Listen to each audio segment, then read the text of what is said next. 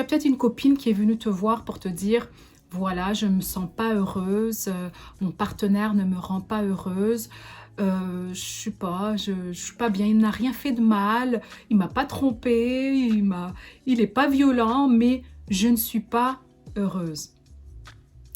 Alors moi, j'ai envie aujourd'hui d'aborder la question de la relation de couple. Après tout, c'est la semaine de la Saint-Valentin et j'ai envie qu'on discute un petit peu de la conception qu'on a de la relation de couple. Il y a quelques années, je ne sais pas si vous avez vu cette vidéo, Will Smith racontait un petit peu ce qui s'était passé dans son couple avec Jada. Et il disait qu'il avait décidé, il avait annoncé à Jada qu'il démissionnait de son désir de la rendre heureuse.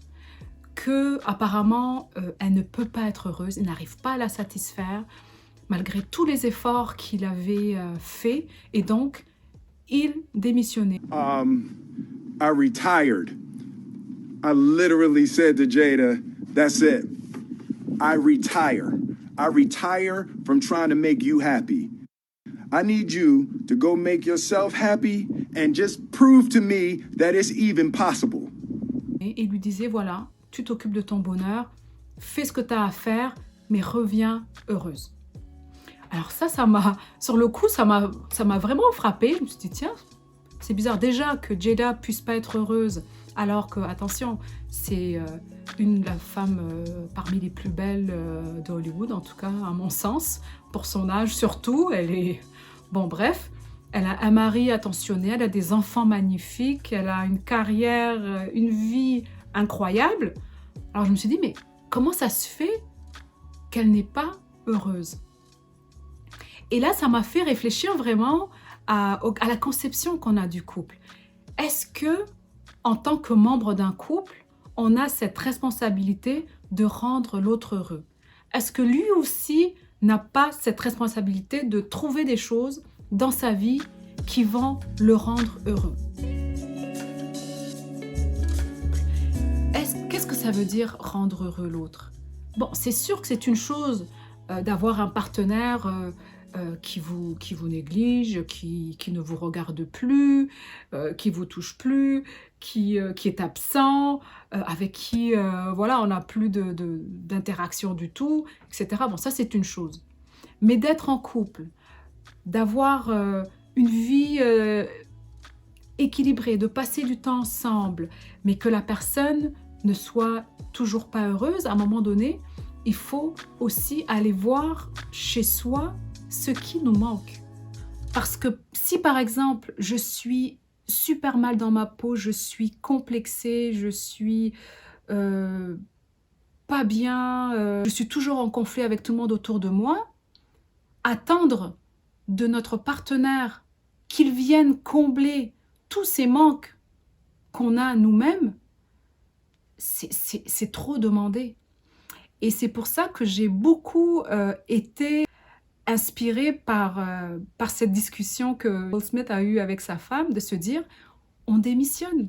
J'aime l'idée du principe d'être heureux séparément pour apporter ce bonheur dans le couple. Moi, les couples qui m'inspirent, mes couple goals, c'est des couples avec un qui fait une chose et l'autre qui fait autre chose, mais de façon passionnée, active. Ils ne sont pas forcément dans le monde l'un de l'autre.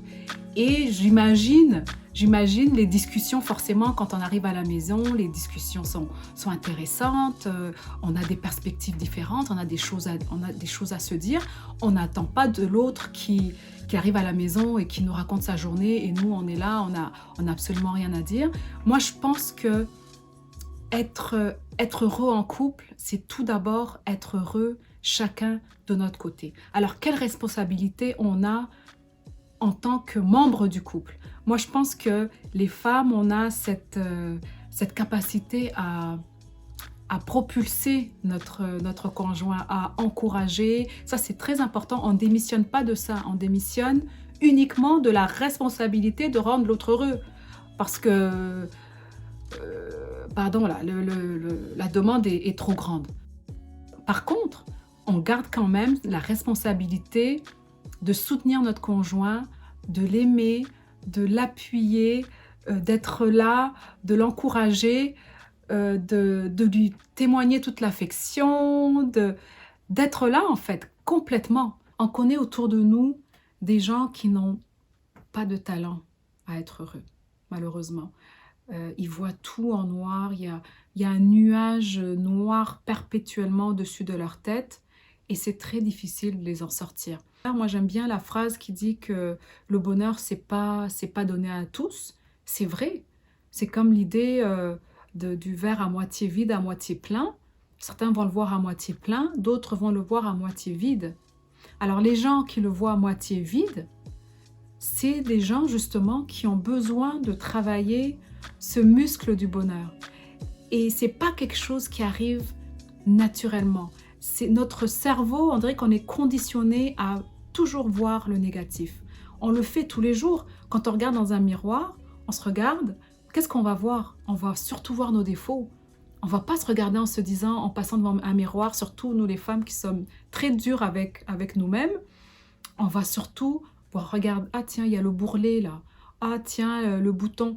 Alors que on est toutes magnifiques, on est toutes très très belles. Et même si on nous le dit tous les jours, on va toujours focuser sur le truc négatif. Je ne sais pas si vous avez déjà fait l'expérience, même en milieu de travail, vous pouvez avoir des compliments de vos collègues, de votre patron sur un travail que vous avez fait. Mais s'il y a une personne qui critique un aspect ou qui vous fait un mauvais commentaire, vous allez rentrer à la maison avec voilà, un petit peu démotivé, un peu triste, pas bien, parce que cette personne vous a fait un commentaire et vous oublierez complètement tous les autres bons commentaires que vous avez eus. Alors quand on arrive en couple, et quand on arrive avec cette mentalité de verre à moitié vide, qu'est-ce qui se passe? On n'est pas bien, on est démotivé, on arrive avec une attitude un peu lourde qui fait que forcément l'interaction avec le conjoint va pas être positive tout le temps. Et au fil du temps, forcément, ça va avoir un impact sur votre complicité, ça va avoir un impact sur votre énergie, ça va avoir un impact sur le temps que vous passez ensemble aussi.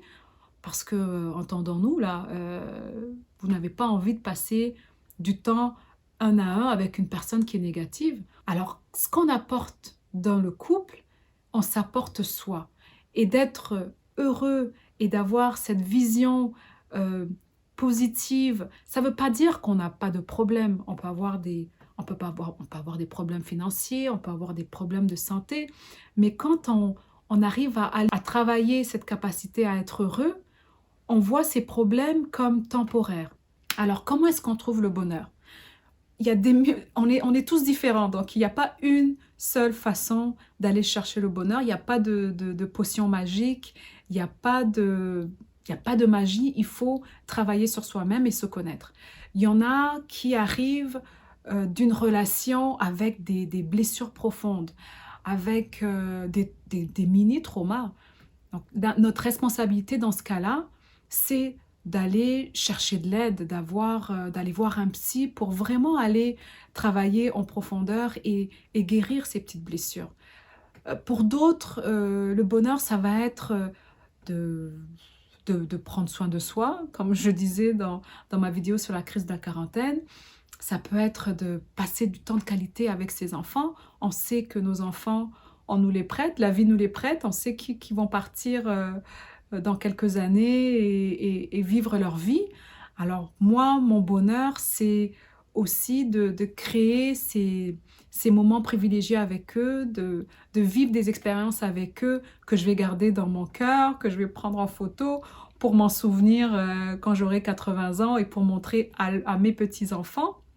Il y en a que ça va être à travers leur activité sociale parce que c'est des gens très très très sociables. En tant que femme aussi, on minimise le rôle des autres femmes dans notre vie et dans notre bonheur. D'avoir un groupe de femmes qui sont là, qui sont présentes, qui sont là pour te soutenir quand ça va mal, qui sont là pour célébrer les victoires quand c'est le cas, c'est quelque chose de magique. Coucou les copines. Et c'est important de pratiquer la gratitude aussi. Des fois, on oublie qu'on est chanceux.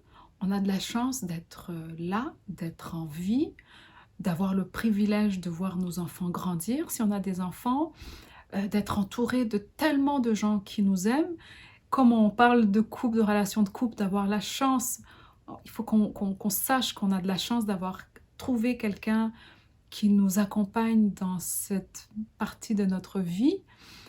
Donc, de pratiquer la gratitude, ça peut se faire de plusieurs façons. Il y en a qui vont faire de la méditation, il y en a qui vont prier. Il y a d'autres comme moi, je vais vous dire comment je la pratique, c'est à travers ma page de gratitude dans mon bullet journal. Alors, le bullet journal, c'est, pour ceux qui ne connaissent pas, c'est un mix entre un journal intime et un agenda. Donc, depuis 2017, j'écris dans ma page gratitude des choses qui me sont arrivées dans la journée. Donc souvent, ça va être une chose, 2 ou 3 choses maximum de positives qui me sont arrivées dans la journée. Et ça me permet de, je sais pas, de me réjouir des bonnes choses. Ça me permet de me souvenir aussi, parce que ça peut être très, très, très anodin.